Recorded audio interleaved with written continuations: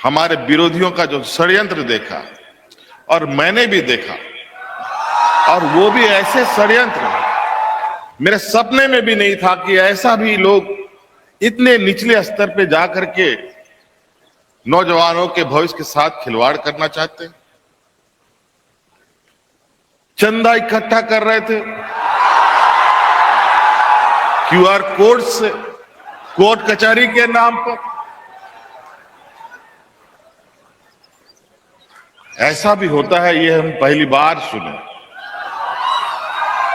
लेकिन अगली बार ये नहीं सुनेंगे। अगली बार जो ये काम करेगा वो सीधा जेल जाएगा।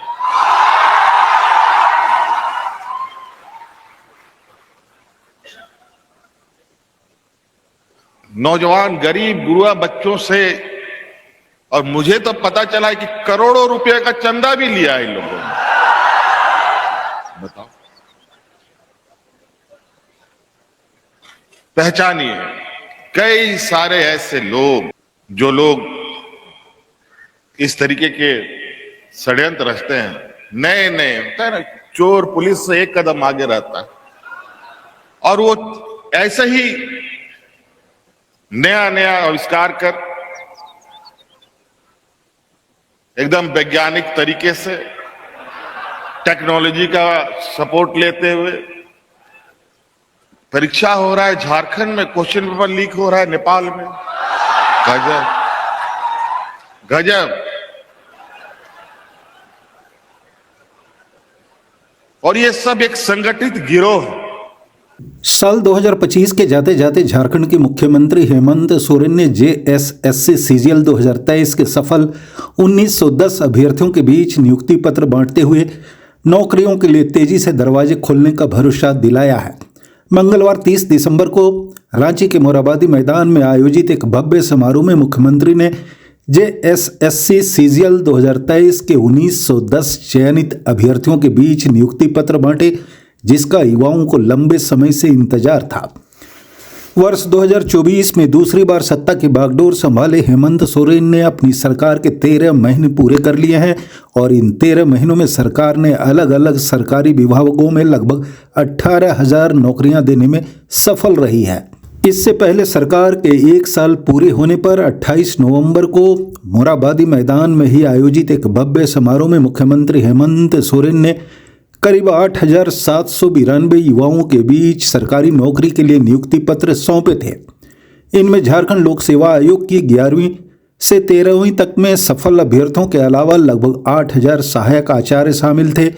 हालांकि 26,001 सहायक आचार्यों की नियुक्ति के लिए परीक्षा ली गई थी।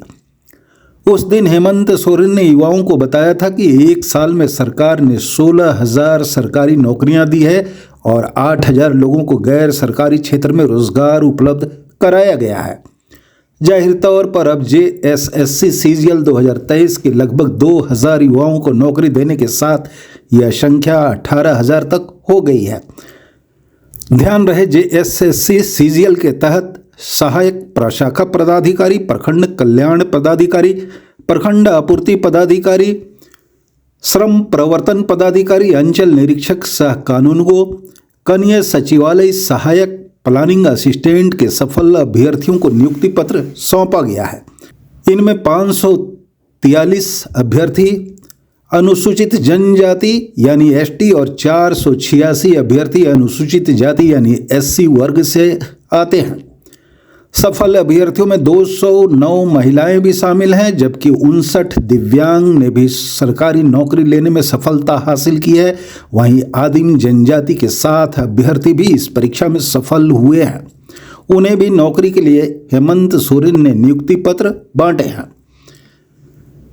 जेएसएससी सीजीएल परीक्षा की अड़चनों को लेकर भी हेमंत सोरेन ने समारोह में विरोधियों को निशाने पर लिए रखा। उन्होंने कहा कि विरोधी ऐसा षड्यंत्र रचेंगे, मैंने सपने में भी नहीं सोचा था। वे चंदा इकट्ठा कर रहे थे कोर्ट कचहरी के नाम पर।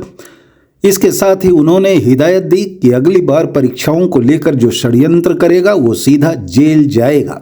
सफल अभ्यर्थियों को नियुक्ति पत्र सौंपने के साथ ही हेमंत सोरेन सभी की हौसला अफजाई भी कर रहे थे, उनसे परिचय पूछते और शुभकामनाएं भी दे रहे थे। नियुक्ति पत्र प्राप्त करने वाले कई अभ्यर्थियों ने मंच से अपने अनुभव साझा किए। सफल अभ्यर्थियों में कई निहायत साधारण घरों के युवा हैं जिन्होंने अपनी मेहनत, लगन और लंबे इंतजार के बाद नौकरी हासिल की है। गौरतलब है कि झारखंड उच्च न्यायालय द्वारा 3 दिसंबर को पारित आदेश के आलोक में झारखंड कर्मचारी चयन आयोग ने पिछले 8 दिसंबर को झारखंड सामान्य स्नातक योग्यताधारी संयुक्त प्रतियोगिता परीक्षा 2023 का परिणाम जारी किया था।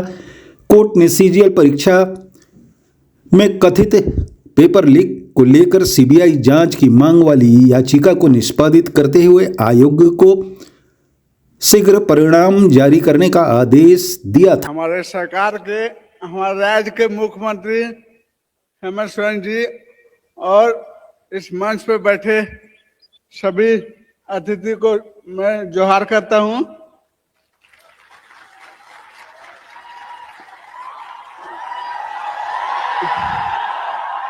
मेरा नाम अनिल रजक है। मैं कोडरमा का निवासी हूं। अपने स्कूली शिक्षा कोडरमा जिला से ही किया हूं। उसके बाद मेरे पिताजी का देहांत हो गया 2019 में। उसके बाद मैं ऑटो चला के अपना तैयारी किया। तैयारी करने के बावजूद बहुत कठिनाइयों का सामना करना पड़ा हमको। इसी बीच हमने सीजीएल का एग्जाम दिया।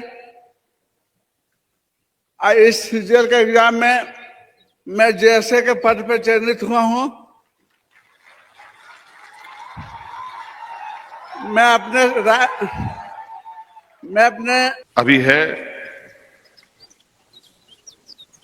अब बताइए, राजस्व निरीक्षक का बहाली, वेटनरी अफसरों की बहाली, शिक्षकों की बहाली,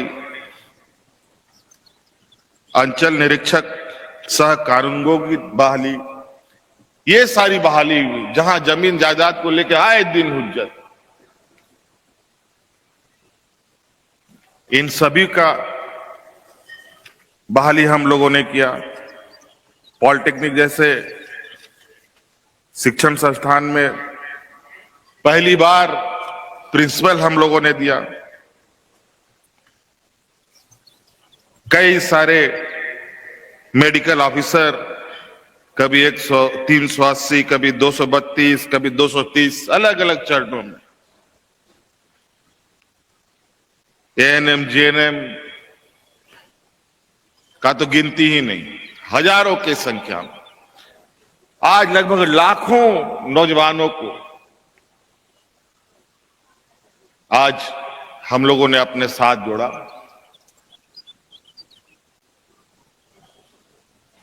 और आप सब लोगों को एक और खुशखबरी बताते हैं।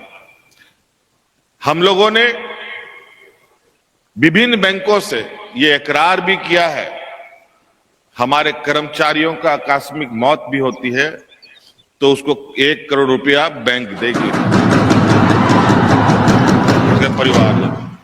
और तो और सिर्फ सरकारी ही नहीं, अनुबंध में भी जो कर्मचारी होगा उसको भी दे होगा। और आप सभी नौजवान मिलकर हम सब लोग इस राज को अपने कंधे पे लेकर इतनी तेज रफ्तार के साथ इस राज का सर्वांगीण विकास पे लगे ताकि ये राज जो पिछड़ा का कलंक लगा रहता है, इसको अग्रणी की पंक्ति में हम लोग खड़ा करें। गौरतलब है कि झारखंड उच्च न्यायालय द्वारा 3 दिसंबर को पारित आदेश के आलोक में झारखंड कर्मचारी चयन आयोग ने पिछले 8 दिसंबर को झारखंड सामान्य स्नातक योग्यताधारी संयुक्त प्रतियोगिता परीक्षा 2023 का परिणाम जारी किया था। कोर्ट ने सीजीएल परीक्षा में कथित पेपर लीक को लेकर सीबीआई जांच की मांग वाली याचिका को निष्पादित करते हुए आयोग को शीघ्र परिणाम जारी करने का आदेश दिया था। शुक्रिया, धन्यवाद। फैक्ट फाइल को लाइक करें, सब्सक्राइब करें, फॉलो करें और शेयर जरूर करें।